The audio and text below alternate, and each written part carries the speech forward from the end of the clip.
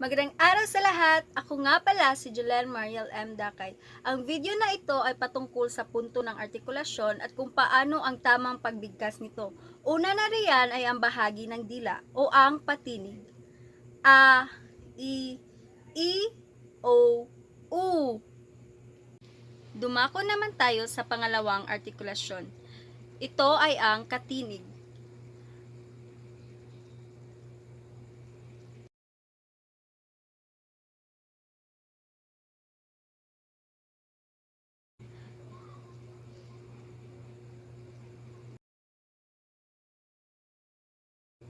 N, N, S, L, L, R, R, Y, Y, Wa, Ny, Ny, G, G, K, K, K.